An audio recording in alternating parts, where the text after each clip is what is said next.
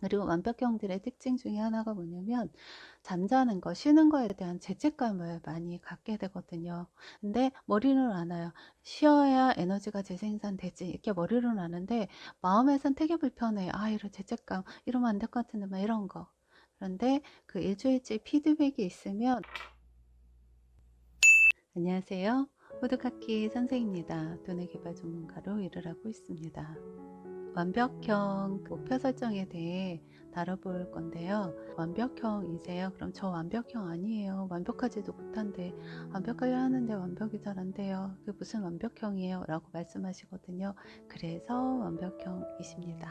라고 말씀을 드려요. 완벽형이 아니면 완벽이라는 단어 잘 안 쓰세요. 그냥 하면 되는 거 아니야? 이렇게 주로 완벽형이신 분들이 완벽하게 하려고 집중을 되게 많이 하세요. 꼼꼼하고 세심하고 한 번에 완벽하게, 이런 단어들을 좀 많이 쓰시거든요. 완벽형이 목표 설정을 하면 정말 며칠 걸려서 되게 세심하게 목표 설정을 되게 잘해요. 목표 설정 방법에 대해서는 여기저기 되게 많이 나와 있잖아요. 정말 꼼꼼하게 세심하게 되게 잘해요. 잘하는데 그렇게 며칠 걸려서 목표 설정을 딱 해놓고 그리고 나서 실천하려고 딱 하면 그거에 부담감을 확 느끼는 경우도 되게 많아요. 그 목표 설정할 때 에너지를 70% 이상 목표 설정에다 거의 다 소진한 그런 개념인 경우도 많이 있거든요. 정말 꼼꼼하게 한 채의 오차도 없이 빠뜨린 것 없이 완벽하게 100점에 가깝게 실천을 하려고 에너지를 되게 많이 써요. 그렇게 하루 가고 이틀 가고 3일 가고 하다 보면 그거 이제 지치게 되는 거예요. 하나도 놓치는 거 없이 그날 그 해야 될 거를 달성하려고 하니까 이제 정신적으로 많이 지치는 거예요. 그러면서 빨리 성취가 됐으면 좋겠다. 어떤 결과가 나려면 일정 기간이 필요하잖아요. 근데 그 기간을 잘 못 기다리는 경우들이 완벽형들이 좀 많아요. 이렇게 내가 열심히 하는데 아, 이거 언제까지, 이런 생각이 종종 올라오는 경우도 많이 있고요. 그래서 저는 어떻게 말씀드리냐면 완벽형 기준을 쓰시는 분들은 3일치 계획을 세워보시라 라고 말씀을 많이 드려요. 행동, 오늘 해야 될 오늘, 내일, 모레 3일치 행동 목표 있잖아요. 요거를 계획을 잡고 오늘 거 이제 실천 최선을 다해서 할 수 있을 만큼 하고, 그리고 내일 뭘 해야 될지 한번 보고, 그리고 또 하루의 시트를, 하루의 날짜를 더 추가해야 되겠죠. 월요일이 지났으면 월요일 저녁에 화, 수, 목 이렇게 세 개가 한 페이지에 나오게끔 그거를 중심으로 하면은 완벽형들은 지칠 확률이 좀 적어요. 써있는 기록이 없다, 그러니까 어떤 계획이 눈앞에 없다, 그러면 또 불안해할 수도 있고요. 완벽형들은 내일 뭐 할 일이 있지, 뭐 할 일이 있지 하면 에너지가 올라오는데 할 일이 있다는 게 잘 생각이 안 나면 무기력이나 우울감에 빠질 수도 있거든요. 그래서 하루, 이틀, 3일, 요 3일치 일정이 이제 한눈에 들어오게 되면 그런 안정감이 좀 생길 수가 있어요. 뭘 하면 되는구나, 뭘 하면 되는구나, 이렇게. 완벽형들이 이제 목표를 설정하고 최종 목표는 이거야, 이때 여기까지 가면 얼마나 좋을까, 그리고 맨날 이렇게 상상하고 들여다보고 이렇게 하잖아요. 지쳐요. 빨리 그만두게 돼요.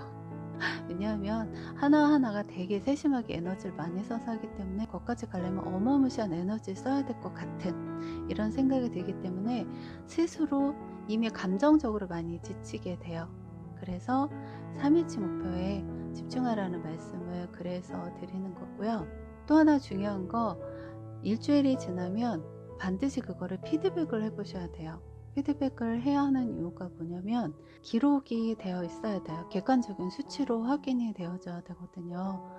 모든 걸 다 완벽하게 꼼꼼하게 최선을 다하려고 하는 마음이 되게 많기 때문에 뭔가 하나가 잘 안 됐어요. 그러면 그 하나 못한 거가 전체를 다 못한 것 같은 느낌이 들 수도 있고요.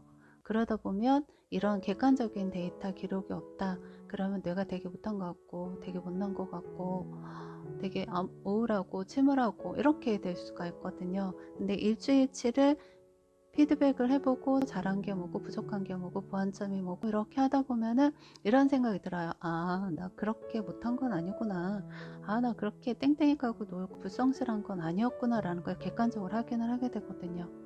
그러면서 뇌가 또 긴장이 내려가기도 해요. 내가 긴장이 되면 전체 맥이 안 잡혀요. 그리고 뭐가 중요한지 뭐가 중요하지 않은지 분배도 잘 안 되고 우선순위도 안 잡히고 이해도 잘 안 되고 장기격도 잘 안 되고 이렇게 되어지거든요. 피드백을 안 하면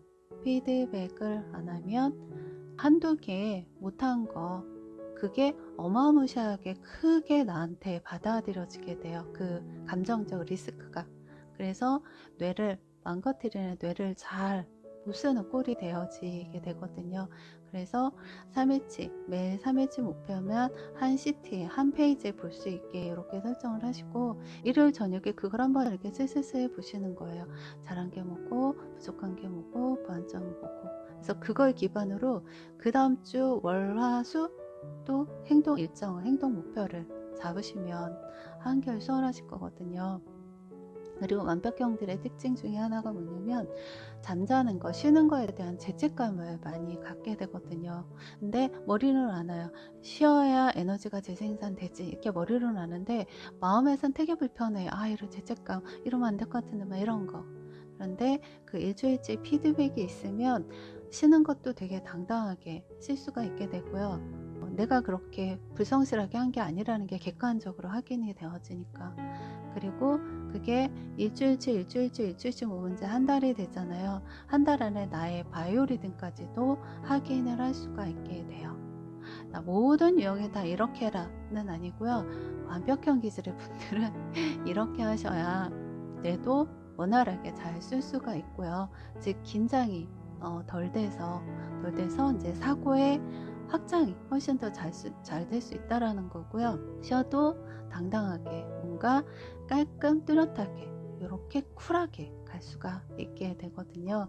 제가 두뇌 쪽에 있은 지가 성향, 그 다음에 심리, 두뇌 훈련 이렇게 같이 진행한 지가 한 15년 넘었는데 한 점이라도 공감이 되는 부분이 있으시다면 생활에 접목하셔서 조금 더 오늘보다 한 점이라도 나은 삶을 사셨으면 좋겠습니다. 네, 호두깎이 선생이었습니다. 감사합니다.